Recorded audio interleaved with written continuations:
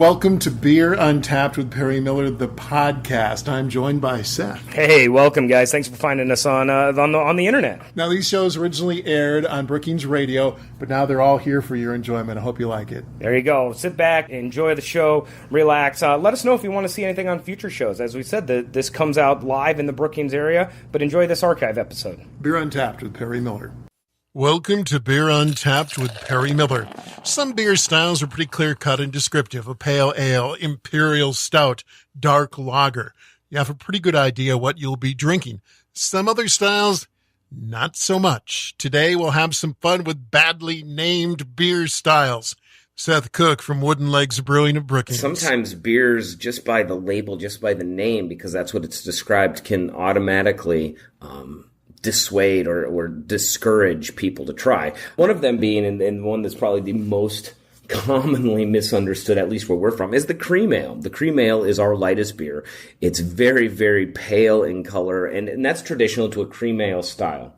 Now, why it's called a cream ale, there's probably It's probably a not number. creamy. There's no cream in it. Right. No cows were harmed in the making of this ale.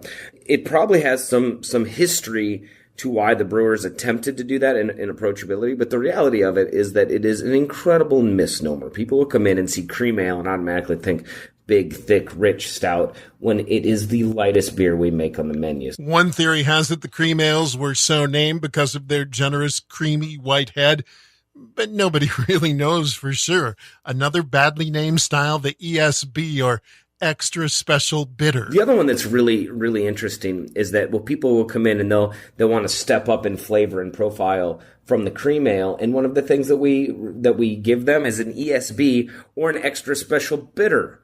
Now that doesn't make any sense at all, because it's bitter maybe relative in a category, but it has no way has a bitterness that persists through it like you would assume. You would assume a bitter, it would be, like Angostura bitters or something. And I think the bitterness came because it has more bittering hops. It has some more bittering components, but this is such a small margin compared to like the IPAs. Hey, and come to think of it, the IPA or India Pale Ale doesn't really tell you much, and many people probably don't even know that the IPA stands for India Pale Ale. And it probably doesn't even matter anymore that right. it was an India Pale Ale. I mean, there's some origin story out there that when they originally were the India Pale Ale, but that's not even known anymore. IPA just it's synonymous with a hoppy beer. Even I would say the conjunction into IPA itself is a full category, with even out trying to describe what an IPA is, or saying the words India Pale Ale.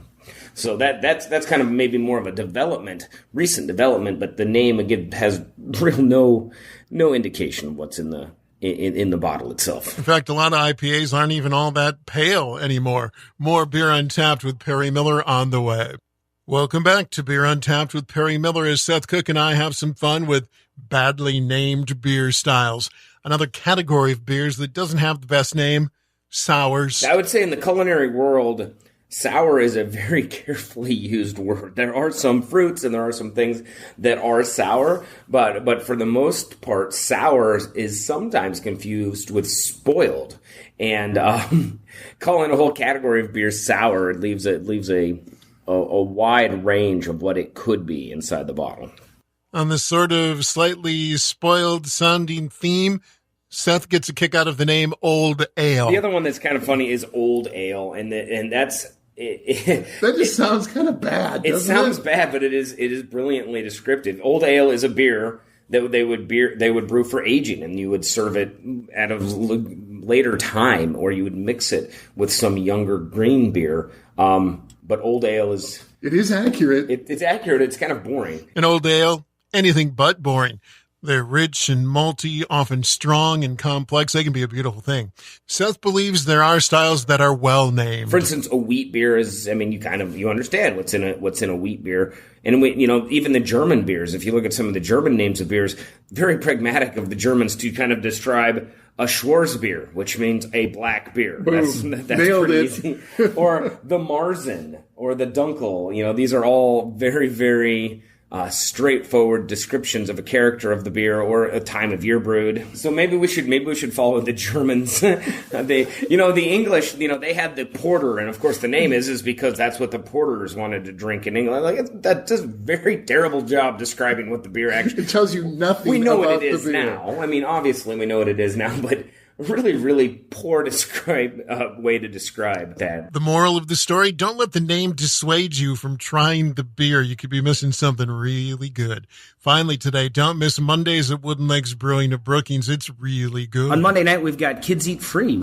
So any parents that bring children that are 10 years or younger can have that child get a free pizza with the purchase of an adult meal or the parent's meal. So come down, grab a pizza for yourself, and then a cool little 7-inch personal pan style pizza for your kids for free on Monday. So come on, check that out. We've had a lot of people use that as a good excuse to come down and maybe have a half a pint and enjoy a root beer with your son or daughter, and then let them have their own pizza. That's it for this week's show. Until next time, drink local and drink responsibly.